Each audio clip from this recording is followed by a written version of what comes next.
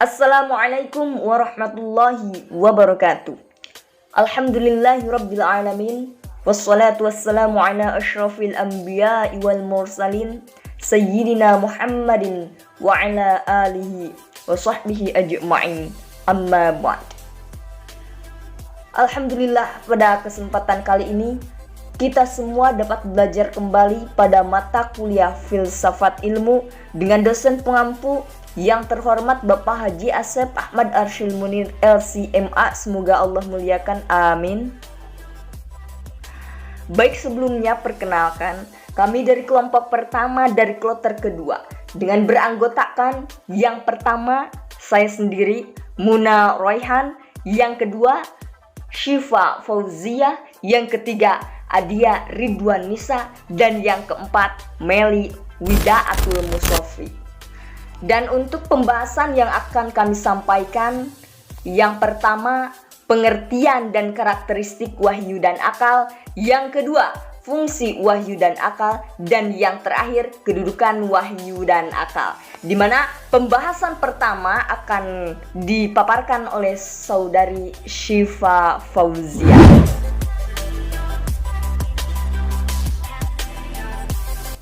Baik, terima kasih saudari Muna. Di sini saya akan menjelaskan tentang pengertian dan karakteristik akal dan wahyu. Yang pertama, pengertian akal dan wahyu. Akal berasal dari bahasa Arab yaitu al-aqlu, yang berarti mengikat atau menahan. Kata al-aqal berasal dari lafaz akala yang kilu akan, yang berarti tadi yaitu menahan atau mengikat. Nah, lafaz akal juga disebut dengan al-qalbu atau hati. Nah, disebut al-akal karena akal itu mengikat pemiliknya dari kehancuran, dan akal itu adalah sebagai pembeda manusia dengan makhluk yang lainnya. Lalu selanjutnya yaitu secara istilah, kata akal dapat dipakai untuk 4 makna. Yang pertama yaitu gorizah atau insting yang ada dalam diri manusia. Nah, dengan adanya insting ini, ia bisa memahami dan memikirkan hal-hal di sekitarnya.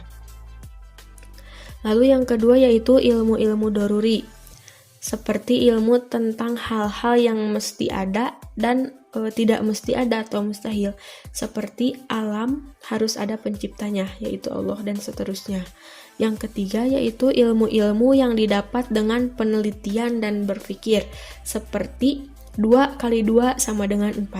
Nah, untuk mengetahui kebenarannya, mesti dihitung terlebih dahulu. Lalu yang keempat yaitu perbuatan sebagai konsekuensi dari ilmu. Karena itu, Al-Asma'i pernah berkata, akal adalah menahan diri dari melakukan hal yang buruk dan membatasi jiwa untuk melakukan yang baik-baik saja. Lalu yang selanjutnya yaitu pengertian wahyu. Wahyu berasal dari bahasa Arab, yaitu al-wahyu, dan al-wahyu ini adalah kata asli Arab dan bukan kata pinjaman dari bahasa asing. Kata ini berarti suara, api, atau kecepatan. Nah, di samping itu, al-wahyu juga mengandung bisikan, isyarat, tulisan, dan kitab. Nah, al-wahyu ini mengandung arti pemberitahuan secara tersembunyi dan dengan cepat. Tetapi kata itu lebih dikenal dalam arti apa yang disampaikan oleh Allah kepada nabi-nabinya. Dalam kata lain, mengandung arti bahwa penyampaian sabda Tuhan yang disampaikan oleh nabi-nabi untuk disebarkan kepada umat manusia sebagai pegangan hidup atau petunjuk hidup, baik di dunia maupun di akhirat. Lalu yang selanjutnya yaitu karakteristik akal dan wahyu. Nah, karakteristik akal. Karakteristik akal sehat diberikan oleh Titus sebagai berikut. Yang pertama yaitu karena landasannya yang berakar pada adat dan tradisi, maka akal sehat cenderung untuk bersifat kebiasaan dan pengulangan. Yang kedua yaitu karena landasannya yang berakar kurang kuat, maka akal sehat cenderung untuk bersifat kabur dan samar-samar. Lalu yang ketiga yaitu karena kesimpulan yang ditarik berdasarkan asumsi yang tidak dikaji lebih lanjut, maka akal sehat lebih merupakan pengetahuan yang tidak teruji. Nah, ilmu mempunyai dua peranan, pada satu pihak sebagai metafisika, sedangkan pada pihak lain sebagai akal sehat yang terdidik. Dalam kaitan ini, berkembanglah metode eksperimen yang merupakan jembatan antara penjelasan teoritis yang hidup di alam rasional dengan pembuktian yang dilakukan secara empiris. Secara konseptual, metode eksperimen dikembangkan oleh sarjana muslim dan secara sosiologis dimasyarakatkan oleh François Basson. Nah, pengembangan metode eksperimen ini mempunyai pengaruh penting terhadap cara berpikir manusia, sebab dengan demikian, maka dapat diuji berbagai penjelasan teoritis apakah yang sesuai dengan kenyataan empiris atau tidak. Nah, dengan demikian, maka berkembanglah metode ilmiah yang menggabungkan cara berpikir deduktif dan induktif. Nah, dengan berkembangnya metode ilmiah ini dan diterimanya metode ini sebagai paradigma oleh masyarakat keilmuan, maka sejarah kemanusiaan menyaksikan perkembangan pengetahuan yang sangat pesat. Lalu yang selanjutnya itu karakteristik wahyu. Yang pertama, wahyu baik berupa Al-Quran dan hadis bersumber dari Allah. Pribadi Nabi Muhammad yang menyampaikan wahyu ini memainkan peranan yang sangat penting dalam turunnya wahyu. Yang kedua yaitu wahyu merupakan perintah yang berlaku umum atas seluruh umat manusia tanpa mengenal ruang dan waktu, baik perintah itu disampaikan dalam bentuk umum ataupun disampaikan dalam bentuk khusus. Yang ketiga yaitu wahyu itu adalah nas-nas yang berupa bahasa Arab dengan gaya ungkap dan gaya bahasa yang berlaku. Lalu yang keempat yaitu apa yang dibawa oleh wahyu tidak ada yang bertentangan dengan akal. Bahkan wahyu itu sejalan dengan prinsip-prinsip akal. Lalu yang kelima yaitu wahyu itu merupakan satu kesatuan yang lengkap, tidak terpisah-pisah. Yang selanjutnya yaitu wahyu itu menegakkan hukum menurut kategori perbuatan manusia, baik perintah maupun larangan.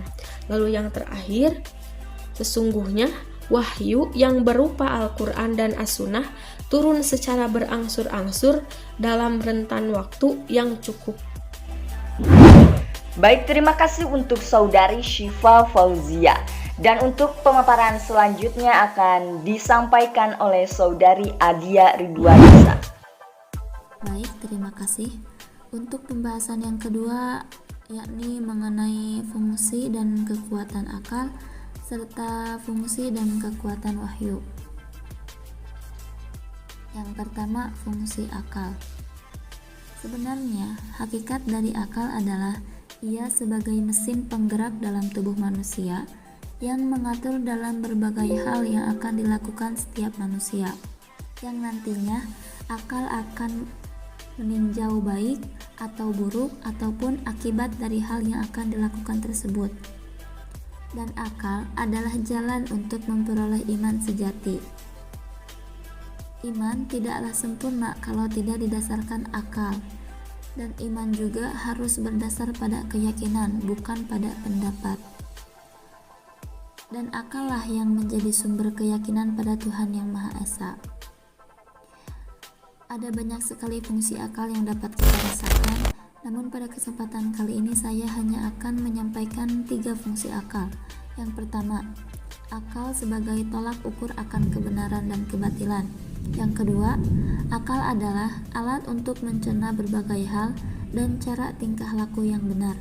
Yang ketiga, akal adalah alat penemu solusi ketika permasalahan datang. Nah, adapun kekuatan akal adalah yang pertama, akal mampu mengetahui Tuhan dan sifat-sifatnya. Yang kedua, akal mampu mengetahui adanya kehidupan di akhirat. Kekuatan yang ketiga, akal mampu mengetahui bahwa kebahagiaan jiwa di akhirat bergantung pada mengenal Tuhan dan berbuat baik, sedangkan kesengsaraan bergantung pada tidak mengenal Tuhan dan pada perbuatan jahat. Yang keempat, akal mengetahui wajibnya manusia mengenal Tuhan. Yang kelima, akal mengetahui kewajiban berbuat baik dan kewajiban pula menjauhi perbuatan jahat untuk kebahagiaannya di akhirat kelak. Kekuatan yang terakhir, akal mampu membuat hukum-hukum yang membantu dalam melaksanakan kewajiban tersebut. Yang kedua, ada fungsi wahyu. Wahyu berfungsi memberi informasi bagi manusia. Yang dimaksud memberi informasi di sini yaitu wahyu memberitahu manusia bagaimana cara berterima kasih kepada Tuhan, bagaimana menyempurnakan akal tentang mana yang baik dan yang buruk, serta wahyu berfungsi menjelaskan perincian ganjaran dan hukuman yang akan diterima manusia di akhirat kelak. Sebenarnya, wahyu secara tidak langsung adalah senjata yang diberikan Allah kepada nabinya untuk melindungi dirinya dan pengikutnya dari ancaman orang-orang yang tak menyukai keberadaannya. Dan wahyu juga merupakan bukti bahwa para nabi tersebut adalah utusan Sang Pencipta, yakni Allah Subhanahu wa Ta'ala. Nah, tidak hanya akal, wahyu pun mempunyai kekuatan. Yang pertama, wahyu ada karena izin dari Allah. Yang kedua, wahyu lebih condong melalui dua mukjizat, yaitu Al-Quran dan As-Sunnah. Yang ketiga, membuat suatu keyakinan pada diri manusia. Yang keempat, untuk memberi keyakinan yang penuh pada hati tentang adanya alam gaib. Yang kelima, wahyu turun melalui para ucapan nabi-nabi. Sekian untuk pembahasan yang kedua. Baik, terima kasih untuk saudari Adia. Dan untuk pemaparan yang terakhir akan disampaikan oleh Meli Wida Atwil Musop. Terima kasih kepada saudari Muna yang telah memberikan kesempatan kepada saya. Baiklah, untuk materi selanjutnya yaitu tentang kedudukan wahyu dan akal dalam Islam. Kedudukan antara wahyu dalam Islam sama-sama penting, karena Islam tidak akan terlihat sempurna jika tidak ada wahyu ataupun akal. Wahyu dan akal ini sangatlah berpengaruh dalam segala hal dalam Islam, di mana dapat dilihat dalam hukum Islam, antara wahyu dan akal ini diibaratkan seperti penyeimbang.